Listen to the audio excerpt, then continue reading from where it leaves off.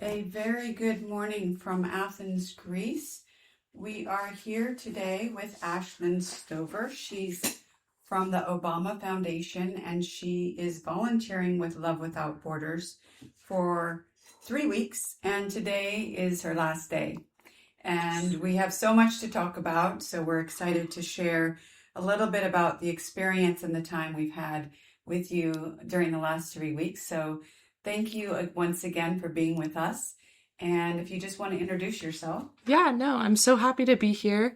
My name's Ashlin, and I'm a student at Michigan State University.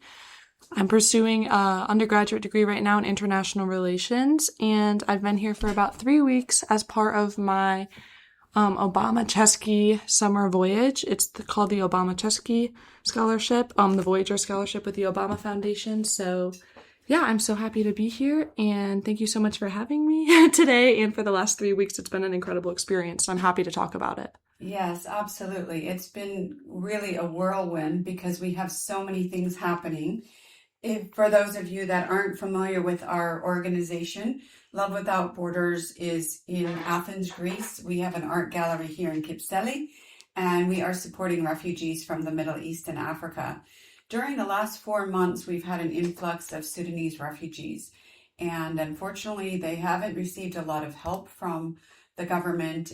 Many are on the streets, and Ashland came at a very important time for us because we needed so many more volunteers to help us as we are providing housing, art, workshops, food, and referrals to medical and also social workers, as we are playing very many roles in supporting refugees here in Greece. So feel free to share a little bit about the experience you've had with Love Yeah. Without Borders during your time here. Thank you. Yeah, of course. So I think the majority of my work has been here in the gallery, and I've watched you as you play many different roles. I mean, we have people coming here, of course, to do the art workshops with lots of the families coming both from where we're housing them, but also from the refugee camps. But also we have a donation warehouse upstairs, which has been very helpful because we're able to pass out material aid like food, water, and clothing to especially the younger men who are living out on the streets right now, unfortunately, in the parks around Athens, as that has been a huge issue. Because once they are evicted from the camps, once they have their asylum, they have nowhere to go, and there's very limited support for them. I think that I've also watched you connect to other wider networks, people in legal services, people in healthcare. And we also, I'm sure that you'll talk about this as well, had the opportunity to work with students from NYIT who are pursuing a various range of medical degrees right now at all different stages in that journey. And we were able to watch them do medical assessments for the refugees in their homes that we're housing and also on the street.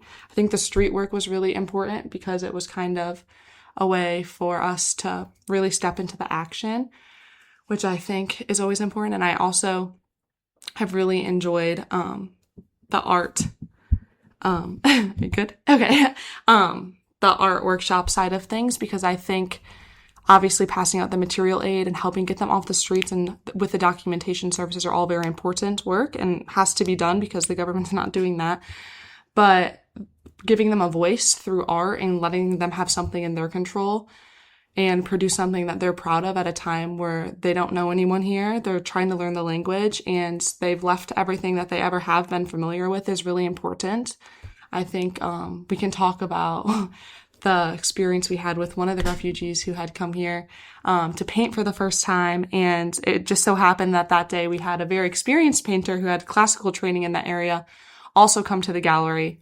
And it was an amazing experience because they came at different times to Greece from two different countries and were able to connect over that at very different stages in their journey, which I really enjoyed seeing that too.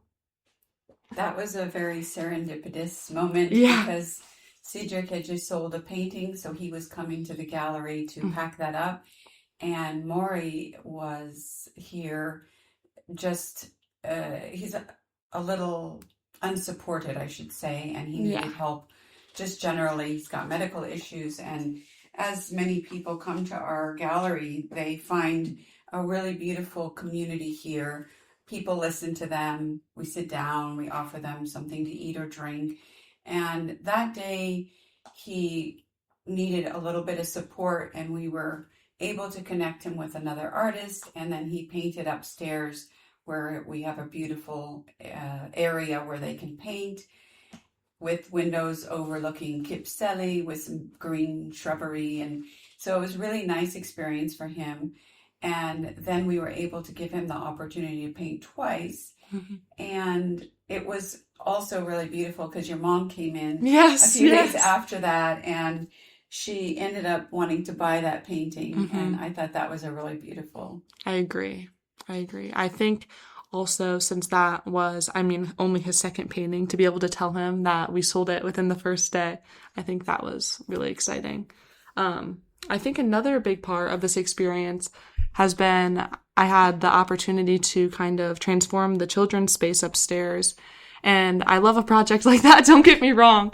But I think the bigger piece of that was seeing the children really enjoy it. We had a lot of the families come for the art workshops from all different countries, from the refugee camps, from the apartments that we're housing them in, and seeing the children really enjoy that space because now it's just so colorful and lively. And I think that really, to have something exciting to walk into after dealing with things that we cannot even imagine, I was so happy and so honored to be able to be a part of that. That was a huge help. As many people know, there's only 2 of us on the ground in Athens, and we struggle with just trying to keep the children's room orderly. And so by taking several days to organize that, and we were able to get some beautiful STEM international toys from an angel donor, and to be able to complete that room was just a huge gift for us this week. So we're really thankful. And we were able to use it straight away when the kids came over to play.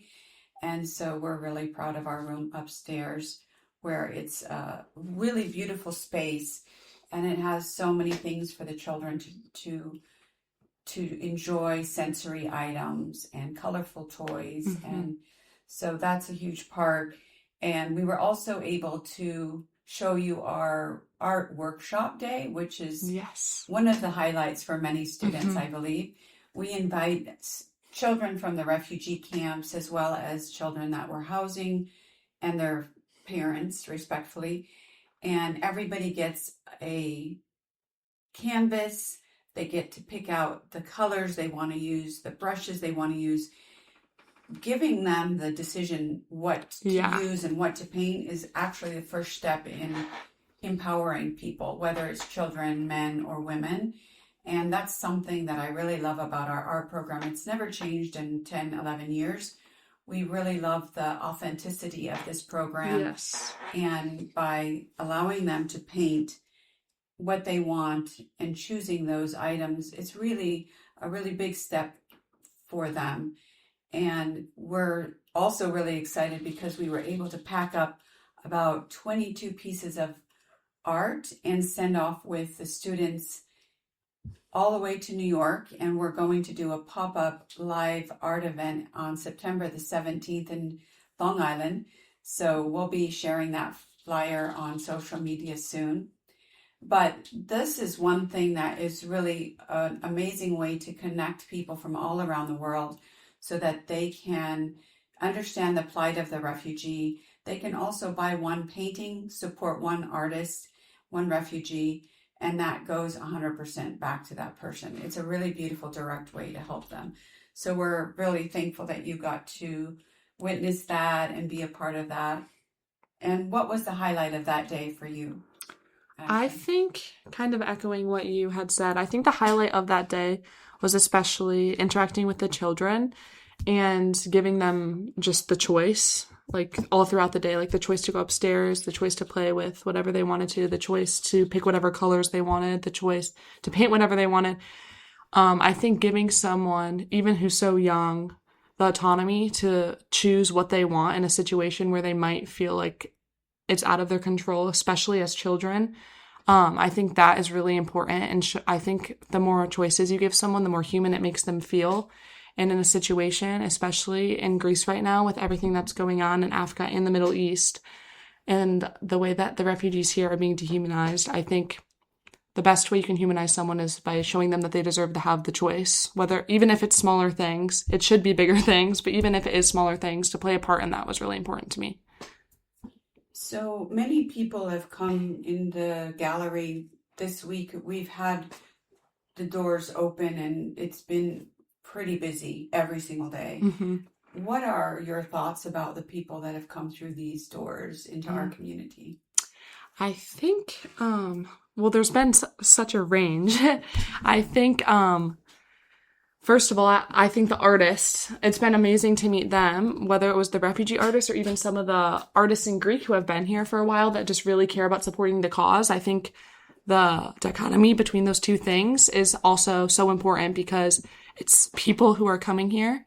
Sorry, I'm losing my voice a little bit already, but it's people who are coming here for a new beginning and people who are living here and have lived here for so long that want to help them integrate. So I think seeing that from the two different ends with the artists who are coming here as refugees and artists who have been part of this community was really beautiful. I think the students were also very lovely and so willing to help out, and I'm so glad that my time crossed over with them. And I think also the families who have been so lovely, like truly have been so lovely and have been so grateful for everything that like we have done, like truly grateful. Like I think I was really touched by that because even in moments that obviously are very difficult for them, as some of them have been here for a long time and are frustrated by the situation, and some of them have just gotten here and are still trying to find their footing. They've all shown such sincere gratitude and like compassion, not just towards us, obviously, or each other, but towards other families that they are interacting with. Like seeing the children make friends from other countries just because they had all come here at the same time was so lovely because it gave them a community here. And I just think that's also so important. Yeah, that's a really good point. I try to arrange families from the Middle East and also families from Africa. So when the children are painting, they're able to interact with each other and start when they're young. I think that's what's really important, is to see a mix of community and that everybody's accepting towards one another. And we really saw that bond between people the last few weeks, because we've had many people coming in, volunteers from all over Europe, from America, from the Middle East even. And, you know, we try to not look at where people are coming from. We are trying to just connect everybody, including the local Greek community, so that everybody is playing a part, playing a role in supporting one another. And as you met, even our friend Dimitris from Greece, he was so sweet, and he comes by every few weeks to bring art, and we support him, and he's so sweet to the people that are here. And so in our little community and in our little corner of the world, it's just kindness. We're trying to spread kindness, awareness, acceptance. And there's so many problems and hate in the world, and we're just trying to focus on creating our little corner of the world where we are kind. And you know, it's very simple, but in this world, you know, as we see it every day, we see a lot of challenges. So we just try to keep up with these things and try to help everybody that comes into our space. Absolutely. And I think art is one of the best ways to do that, because you can look at a painting and get to know someone way better than you would just by walking down the street from them. And unfortunately, not just here, but just in Europe in general, also in the United States, I'm from the United States, people aren't stopping to ask refugees or migrants, like, where are you coming from? Or like, what's your story? Or are you okay? Or any like of those types of basic questions. So I think painting and showing those things and having people come into the gallery, they can absorb and really understand so many different stories at once. Especially, I think one thing I would like to highlight is the bio cards. that you provide with each painting. So for both the children and adult art, there's a kind of a biography card with the name of the artist, their age, where they came from. For the children, we like to ask things like, what's your favorite food? Like, what are your hobbies? What are your dreams? And then we ask for a little bit more information from the adults about like when they came here, how they came here, and just their aspirations and things like that. And I think that makes art is already so personal, but that adds another layer to it because you're not just looking at the piece now and the story behind it. You know who made it. You know how old they are. You know where they came from. You know their favorite things. You know their favorite food. I think that makes it so much more personal. And that's exactly what we're trying to do is humanize these people that are so overlooked, not just in Greece, but throughout the rest of the world. Yes, changing the narrative is our mission, and we have seen with our 178 pop-up events how art has resonated with people around the world. It's so amazing how you can let people understand this one person he's not a refugee. He was a lawyer in his country or an artist or a nurse. Exactly. And so this is why we love art so much. And we worked a little bit during your time here on creating a letter that we're going to be sending out to museums and galleries and communities. Do you want to talk a little bit about that? Yeah, of course. I think, well, first of all, I love that individuals come into the gallery or contact you or contact the gallery information to buy art for themselves. I think that's so important and so beautiful. But I think selling and providing a collection is also so impactful, like the one we're sending to Long Island or New York, for example, for that pop-up. So I put together an outreach letter that talks about how different institutions, so whether that's a gallery in itself, a university, a school, even a business if they have like an office space and things like that, how they can collaborate with Love Without Borders to support our work, first of all, and also bring their stories of the people that we've interacted with back to the United States or to other countries as well as kind of a cohesive piece. And I think that's a new avenue kind of to look into just because I think it's good that we see institutions wanting to collab because as great as the individuals are that want to buy this work, an institution can help kind of reach more. And so by putting the art in a place as simple as like an office building or like even like I'm thinking about a big office building where people are coming to work like in the waiting room or something like that. The amount of people that would be walking in and out of that space and seeing that art and with the bio cards and all of that, it would just be so important. I think it would reach more people and I think it should be doing that. So yes, it's been our idea and we've actually had a few people doing that, but as we are bringing the children from the refugee camps here, we're facilitating the workshops, we're making the bio cards and the bios, we're packing the art, and then I'm speaking internationally. Yes. I'm doing every step, and I am still a full-time flight attendant. I'm working full-time here in Greece as a director of an NGO.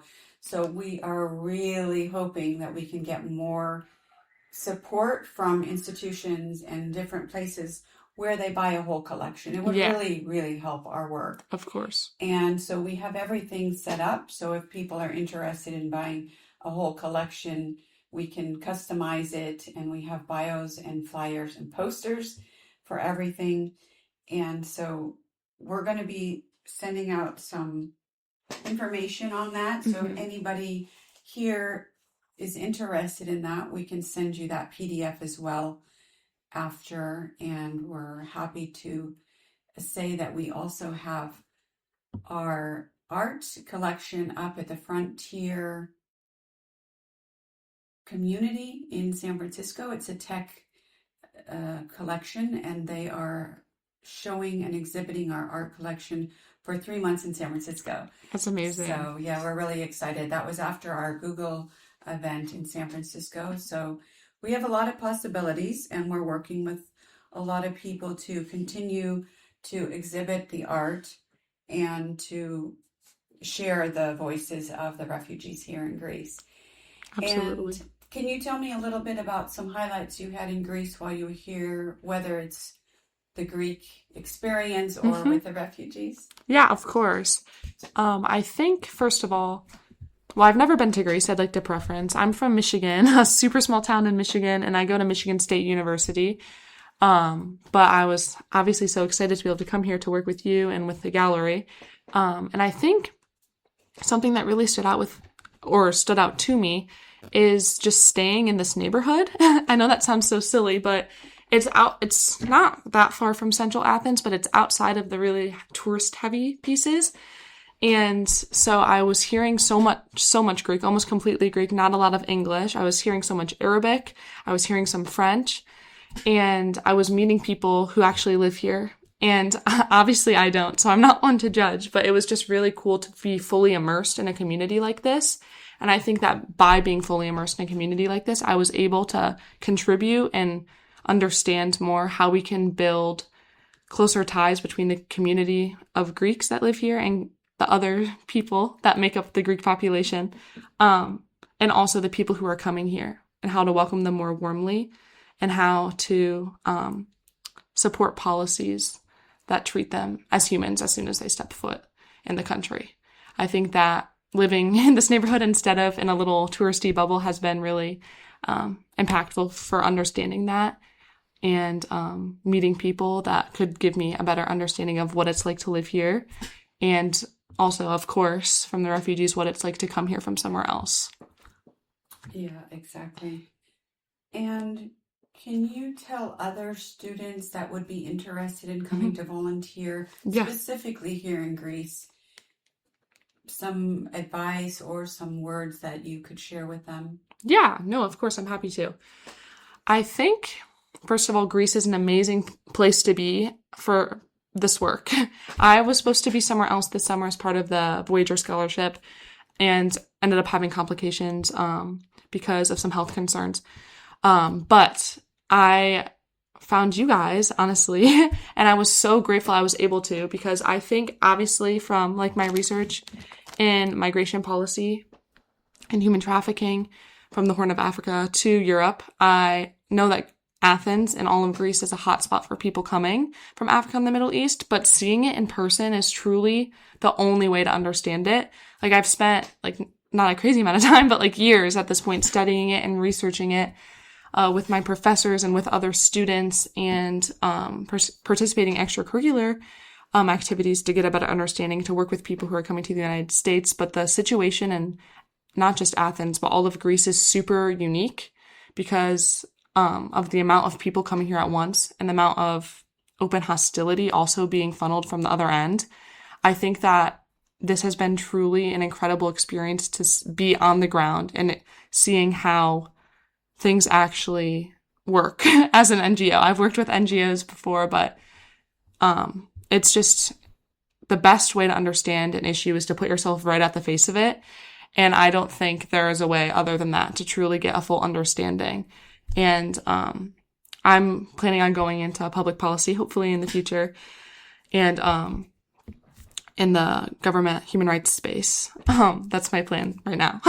But I truly think that this experience, not that you have to be in policy to do this, even our students that came from the medical field probably feel the same way, but to understand how you can help people back in the United States or back in whatever country that you're from, you have to know how to come to a new country and be willing to take on those people as if you live here. If that makes sense. Like, just everyone deserves to be seen as a human, no matter where they're coming from, how they're getting there, and why they're leaving. First of all, I think that's a big part of it. And I think that putting yourself at the front of an issue teaches you things that you cannot learn from a classroom, from a professor even, from YouTube, from like a film or documentary. I think that the best way to understand is to put yourself there. And I think it's a wonderful opportunity for anyone, no matter what you're studying, or if you're not studying and just want to help. I think it is important just to have a better understanding of these issues that you might be distant from or might be close to. It doesn't matter. It's spot on what you say. Yesterday we had a round circle and the debriefing with our students from NYIT, and we shared some thoughts and feelings about their time. And I think that that's exactly what people were saying, is that they would have never been able to understand this situation without them being here personally and working with them. Yeah, They have a whole new understanding of the refugee crisis. They of have a whole course. new understanding about the people. And I think some of those comments were, this could have been my family member, my Mm-hmm. brother, my sister, and they're just like us. They're humans, and my life will be changed forever. So it's very impactful, whether you spend 1 week or 3 weeks, to be here on the front lines and Yeah, understand. But also, I think it's really important to bring this awareness back to the other side of the Atlantic, because people don't know what's happening here in Greece. It's a hot spot now, once again, and we're really supporting hundreds of people with a very small amount of support. So yeah. really important words, and thank you so much for sharing with us your experience, and thank you for being here, and especially seeing you interact with the people from our community. This is the most important, is your presence, whether you're helping them. Yesterday, 2 guys from Sudan were in here. They're living on the streets, Mm-hmm. and they're pretty much, they've given up. Mm-hmm. They're just without any hope.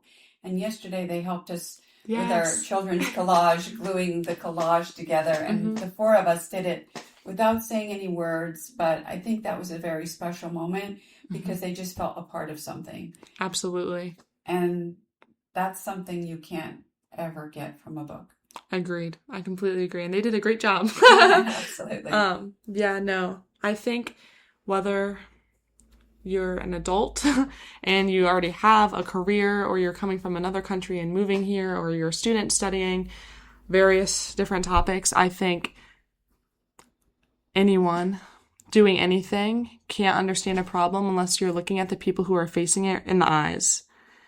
Because I've told you, I've spent like so much time trying to understand these topics, and you truly can't. I mean, I don't think that, I don't know if I'm even allowed to say this, but I don't think anyone in policy, is what I've always believed. I don't think anyone in policy, writing policy, designing policy, evaluating policy, should be doing so if they haven't put themselves on the ground there. And so I'm really thankful to have this experience, not just for my career, but for myself. But I just think in general, the best way to live your life is to seek to understand other people, even the ones that you don't have anything in common with. I think it makes you a more well-rounded human, and it makes you more understanding of everything, for sure. Powerful words. I really appreciate your time and you being here, and we'll miss you. Thank you. Yes, thank you for having me. I really appreciate it. I'm so happy to be here. Thank you. I'm sad to be leaving. Yeah, we're going to share some of the photos that we took together. Yes. And we're excited to get our podcast out into the world. And we wish you the very, very best in your future. And thank you. Thank you so much. I really appreciate it. Thank you.